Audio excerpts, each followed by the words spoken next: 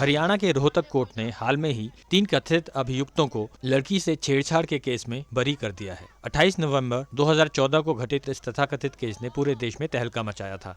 उस समय मीडिया ने बिना सोचे समझे रोहतक की उन 2 लड़कियों को मर्दानी और ब्रेव हार्ट की उपाधि दे दी थी और सरकार और पुलिस पर उन बेगुनाह लड़कों पर कार्रवाई करने के लिए जोर डाला था, जिन्होंने एक मिसाल कायम की है। हरियाणा के सोनीपत की 2 सगी बहनों ने बस में उनके साथ छेड़छाड़ कर रहे 3 लड़कों को सबक सिखाया। दोनों बहनें रोहतक के राजकीय महिला विद्यालय में पढ़ती हैं और परीक्षा देकर लौट रही थी जब हरियाणा रोडवेज की बस में 3 लड़के उनके साथ छेड़खानी करने लगे। दोनों लड़कियों ने लड़कों की जमकर पिटाई की, मगर 48 घंटे बीत जाने के बाद भी पुलिस ने अब तक कोई कार्रवाई नहीं की। पर कुछ दिनों में ही ये बात सामने आने लगी थी कि वो लड़कियां स्वयं असामाजिक तत्व थीं और उन लड़कों का कोई दोष नहीं था। बस के सभी बाकी यात्रियों ने, जिनमें बुजुर्ग महिलाएं प्रमुख थीं, उन लड़कियों के खिलाफ गवाही दी। लड़के की कोई गलती नहीं है, नहीं कोई भी छेड़खानी नहीं है, सब फसाने वाली बात है। इन्होंने उस लड़के को अप्रोच किया कि बेटा मेरे लिए सीट नंबर ला दे। वो इनके लिए सीट नंबर ले आया जो सीट नंबर 3 था। उसके बाद कोई और लेडीज थी जो बीमार थी, उसने भी उसी लड़के को अप्रोच किया कि मेरे लिए भी सीट नंबर ला दो। वो सीट नंबर 8 अलॉट हुआ। उसके बाद उसने ला के कहा कि लो ताई जी आपका 8 नंबर है। 8 नंबर सीट पर ये दोनों लड़कियां बैठी हुई थी। उस लड़के ने कहा कि बेबे ये सीट तो इस ताई को अलॉट हुई है, ये बीमार है, इसको दे दो। उन लड़कियों ने पहले भी बेगुनाह लड़कों के साथ गुंडागर्दी की थी और ये उनकी आदत थी। ये बात भी सामने आई। वीडियो बना दी।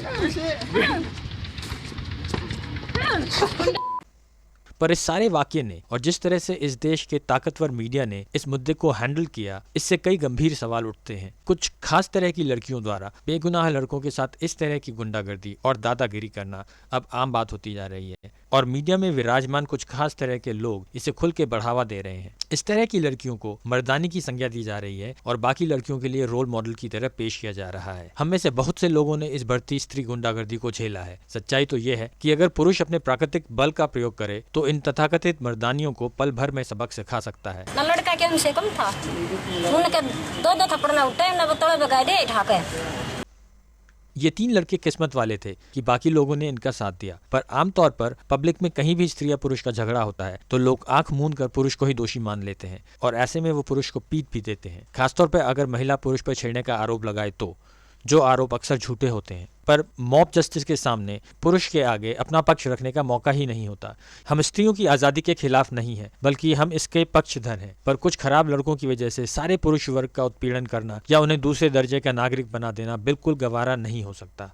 इन 3 लड़कों ने समाज के इस अन्याय की बहुत बड़ी कीमत चुकाई है। ना ही सिर्फ इन्हें बेरहमी से बेल्ट के साथ पीटा गया और इन्हें पब्लिक में अपमानित किया गया, बल्कि उन्हें जेल में भी बंद कर दिया गया। उनमें से एक लड़के के पिता ने थाने में उसे पीटा और लड़की से पैर छूकर माफ़ी मंगवाई और इस तरह से लड़के बार बार प्रताड़ित और अपमानित हुए। सुमिता, आपकी गलती नहीं थी, फिर भी आपने माफी मांगी? हाँ जी मांगी थी। ना मांगा तो क्या करा अपना, और फिर जेल में चला जाए। ये उसके पिता ने इस सारे सामाजिक प्रताड़ना की वजह से उसकी पढ़ाई भी छुड़वा दी है। सुमिता काफी दुखी लग रहे हो, आप तो पढ़ना चाहते हो फिर से। यहाँ तक कि उन तीनों लड़कों ने आर्मी की परीक्षा भी पास कर ली थी, पर उन्हें उस नौकरी से भी निकाल दिया गया और अब बहुत देर हो चुकी है क्योंकि वो ओवर एज हो चुके हैं। इस तरह उनका भविष्य 2 क्रिमिनल लड़कियों को समाज द्वारा सर पर चढ़ाने की वजह से बिल्कुल अंधकारमय हो गया है। पर सबसे दुख की बात यह है कि ये लड़कियां आज भी अपने किए पर बिल्कुल भी शर्मिंदा नहीं हैं। वो जानती हैं कि हमारे समाज की कुछ ताकतें पाश्चात्यकरण और स्त्री अधिकारों की आड़ में उन जैसी लड़कियों को खुलकर बढ़ावा देती हैं। अगर आप भी इस ज्यादती से नाराज़ हैं तो कृपया हमारे change.org के इस पिटीशन को ज़रूर साइन करें और मांग करें कि वही सरकार जो आंख मूंद कर उन लड़कियों को इनाम देने को तैयार थी, अब उन लड़कों को पूरा मुआवजा दे और उनकी नौकरी और पढ़ाई का भी इंतज़ाम करें। दूसरा, कि उन लड़कियों के खिलाफ सख्त कार्रवाई की जाए और उन्हें ऐसी सज़ा दी जाए कि आगे से कोई भी इस तरह की शैतानी लड़की किसी मर्द पर झूठा इल्ज़ाम लगाने से पहले 100 बार सोचे। साथ ही हम मीडिया से भी मांग करते हैं कि वो इस तरह की स्त्री गुंडागर्दी को बढ़ावा देना बंद करे।